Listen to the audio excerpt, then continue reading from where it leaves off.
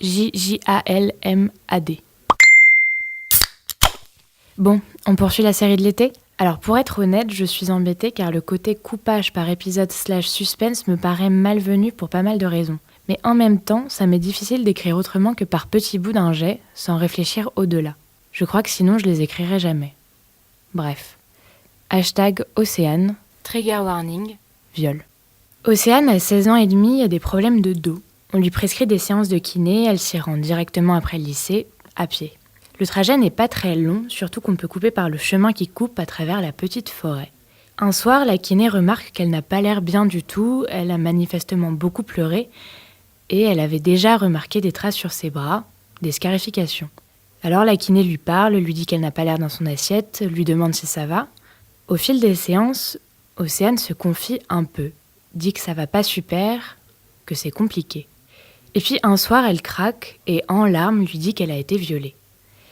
La kiné lui demande si elle en a déjà parlé à quelqu'un d'autre. Non.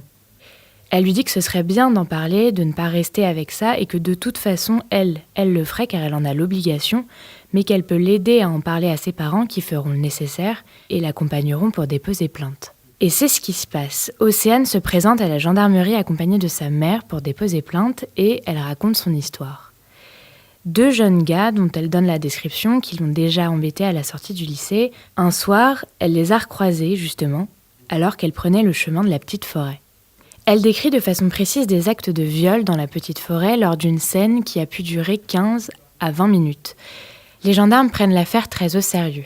Ils font des recherches importantes, s'accrochent à tous les éléments pouvant permettre d'identifier les 2 garçons, entendent des témoins, essayent de recouper avec leurs fichiers, établissent un minutage précis du trajet d'Océane. Ils la réentendent 1 ou 2 fois pour tenter d'obtenir des précisions qui leur permettraient d'orienter leurs recherches. Je crois qu'ils sentent que quelque chose cloche. Puis ils reçoivent le relevé détaillé des communications téléphoniques d'Océane et le déclenchement des relais.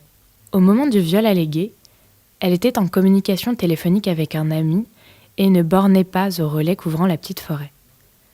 Alors ils réentendent Océane longuement. Elle maintient son histoire, même mise face à la question du coup de fil. Elle repart et dit aux gendarmes « Peut-être que je reviendrai vous voir et vous comprendrez ». Quelques semaines plus tard, en effet, elle revient. Elle donne son téléphone aux gendarmes et leur dit « Écoutez et vous comprendrez ». Sur son téléphone mobile, un fichier audio.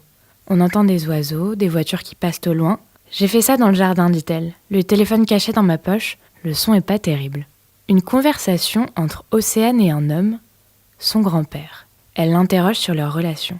Je vous épargne les détails de cette conversation, il y a des choses qu'on voudrait ne jamais avoir lues, entendues ou retranscrites sur procès-verbal. Eh bien, elle les a vécues. On y apprend les agressions sexuelles qui ont démarré dès sa très jeune enfance, puis les viols, vers ses 11 ou 12 ans. La conversation est menée sur un ton assez badin, presque complice par le grand-père. « Et tu te souviens, dit-elle, quand mamie nous avait surpris dans le cellier ?»« Oui. » Il se souvient, le grand-père. Puis il devient plus inquiet. « Pourquoi tu me demandes ça ? Tu vas pas en parler, hein ? Tu sais que j'irai en prison ?»